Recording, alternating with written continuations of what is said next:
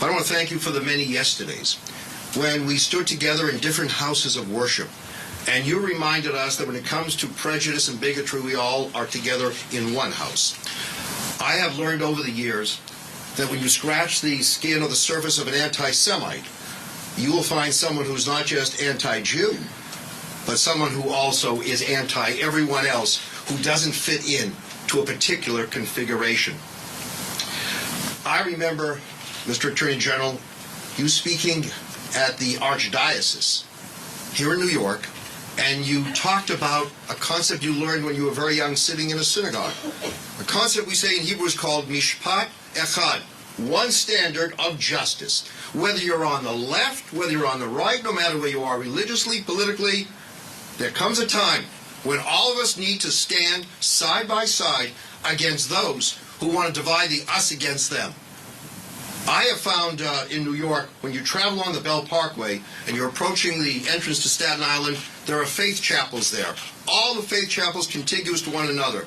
And I have seen that you can't pass one without passing the others. And maybe that image is something that's a lesson for all of us. You want to cross the bridge safely in life? You better learn to cross together. So some time ago, there was a famous song, I Gotta Be Me. We have a new song now, I Gotta Be We. When it comes to the battle against bigotry, the we will stand together as one. Thank you. Thank you. And now I'm proud to bring up the Executive Director of the Brooklyn Movement Center, Mark Winston Griffith. Good morning. Good morning. Thank you, Attorney General Schneiderman. I want to distinguish my remarks in certain ways. First of all, I'm Executive Director of the Brooklyn Movement Center, which is a multi-issue, predominantly black-led community organizing and social justice organization based in Bedford-Stuyvesant and Crown Heights. And when we had our conversation earlier today, we had our meeting, the Attorney General made a point of saying that the change that we're looking for, the resistance we're looking for on some level, is going to happen, it's going to begin on a local level, and it needs to work its way up. So I want to reiterate a point that I made, in fact, during that meeting, is that if we have any hope of changing the culture that we now find ourselves in, if we have any way of resisting practice and hatred, we have to build a capacity of local organizations that are doing this work and people who are working at the grassroots level, because we indeed are small boats and we're facing a very big tide here. And so the role of the Brooklyn Movement Center in many ways is to resist, but it's also to organize, to mobilize, to educate, and to connect to local officials who are trying to do the right thing. So I want to make that point. My second point I want to make is that this sign here is amazing. We have "Make America White Again" in a swastika in a town called Wellsville, New York. Right? And so I think what that's a metaphor for is the challenging of some very basic assumptions, the very basic assumptions about our humanity, about our equality that have been subverted through the election recently.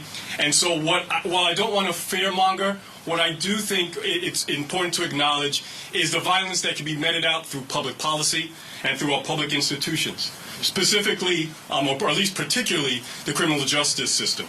And so in central Brooklyn, it's not just a hatred towards black folks and immigrants and other people of color, but it's violence against women, it's violence against queer folks that we really have to resist and to defend. So the last point I want to make is that as we go forward, that we not just think about how we have to protect the interests of people of color and other folks who have been targeted by this hatred, but really have to also get past that and go on the offense and talk about how we can advance those interests as well.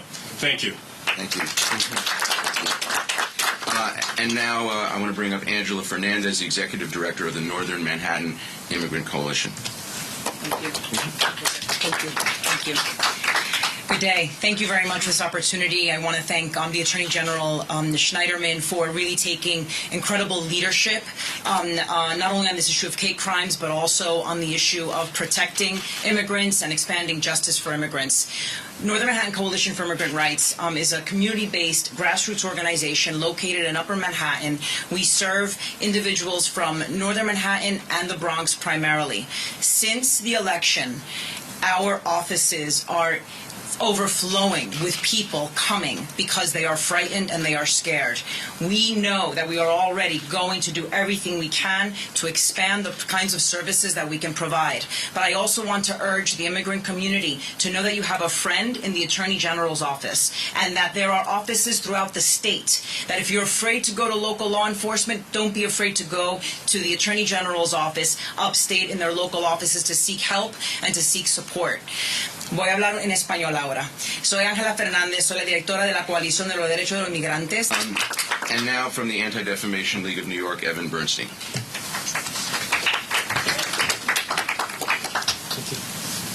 Thank you very much, Attorney General Schneiderman. You fight hate every day for New York, and we thank you so much. The Anti-Defamation League is a 100-plus-year-old civil rights organization that's mission is unique in the Jewish community, that it's a dual mission. It's to stop the defamation of the Jewish people and secure justice and fair treatment for all. And in the last 8+ days, we've seen an uptick in anti-Semitic and bias incidents unlike we've seen in decades. And it's very concerning to us. And we need to do everything we can as a community to fight what's metastasizing in our communities, this kind of hate. And I think this is a time for a call to action for the community. I get calls from people, what can I do? What can I do? Don't sit idly by.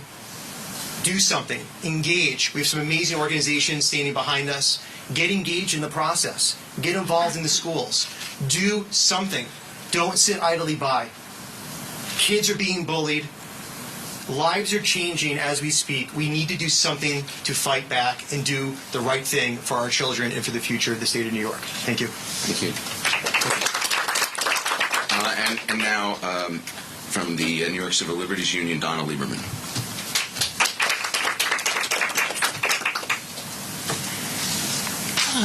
Thank you, Attorney General Schneiderman, for bringing us together today and for your leadership. People all over the country are reeling in shock, anger, and fear at the results of the election. But the New York Civil Liberties Union, which is the ACLU affiliate of New York, and our national organization, the ACLU, are here to say that we will not capitulate to the haters and dividers. We will stand strong together for New York values, for democratic, with a small d, democratic values shared by the majority of Americans. Values of fairness, of justice, and human dignity. Yes, we are scared as never before for ourselves and our children. But amidst the fear and mourning, we are heartened.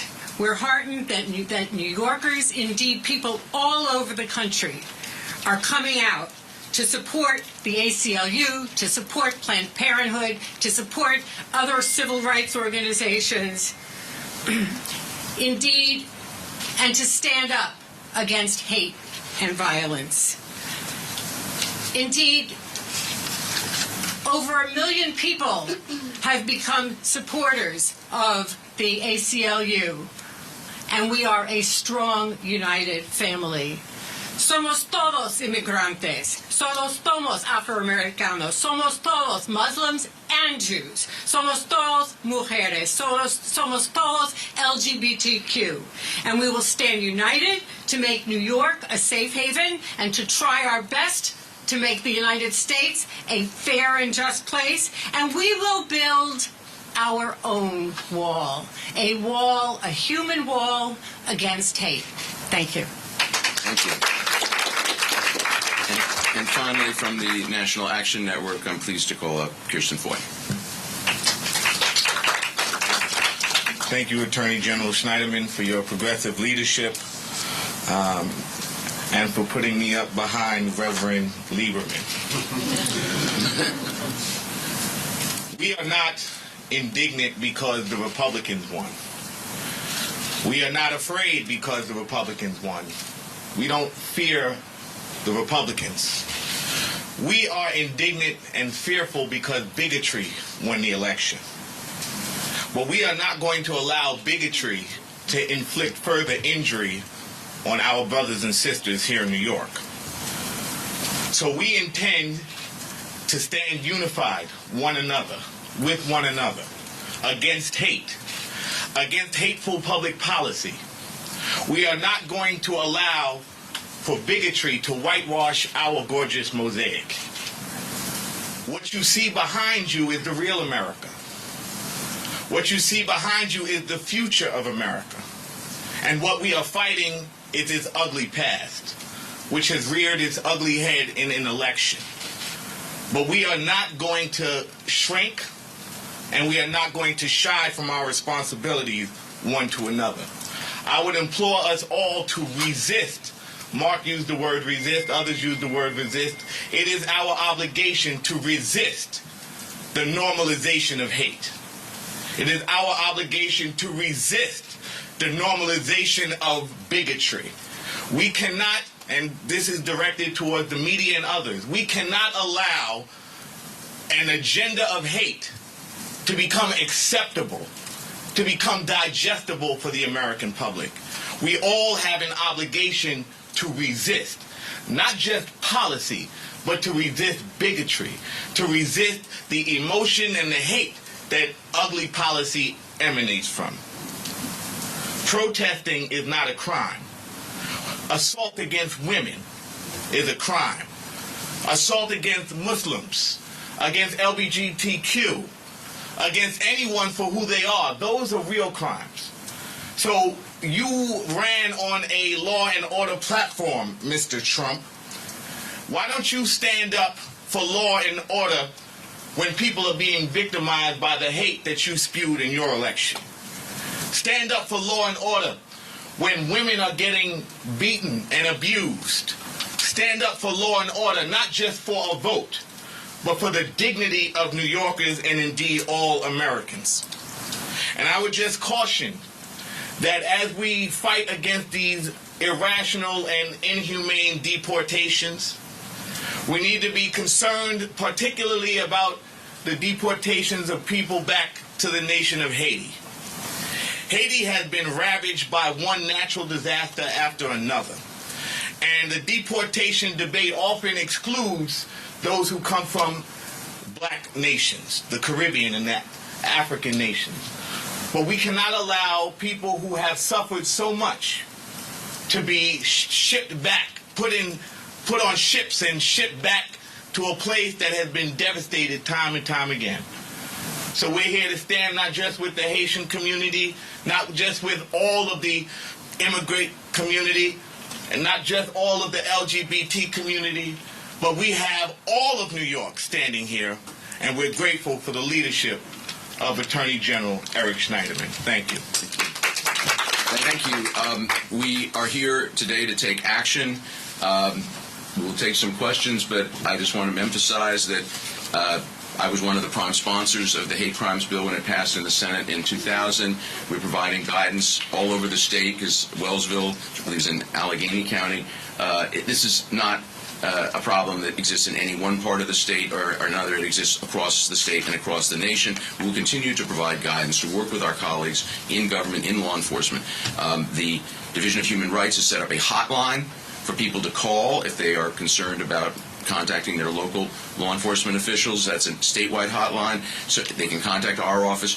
What we would urge people to do, if you're calling up and saying, what can I do? The first thing you can do is provide support to the organizations who are on the front lines for the people who are at risk. Provide support. You can go on our Charities Bureau's website and find good organizations that provide legal services. They're represented here today for the people who are scared, who need help. You can also go and pay a call on your local elected officials and demand to know what they are doing. It's not enough to issue a statement saying, I disagree with this. We need action, and we need action from the grassroots up, as was mentioned earlier. Finally, we will continue to meet, and we will continue to meet with our colleagues and groups around the state. This is the beginning of the next great movement for civil rights and human rights in America. Do not mistake this for anything other than an extraordinary opportunity. What was hidden is now revealed. And in the long run, we may look back on this and say, you know what, we are better off as a nation for having this out in the open. Is it ugly? Yes. But are things clear now? A lot clearer than they were before. And it's only in clarity. We say in the high holy days in my tradition, you can't really atone for your sins unless you see yourself clearly, and a people cannot atone for their sins unless they see themselves clearly. I think we're seeing things a lot more clearly now. It's time to take action. And with that, Eric Sufer will take your questions.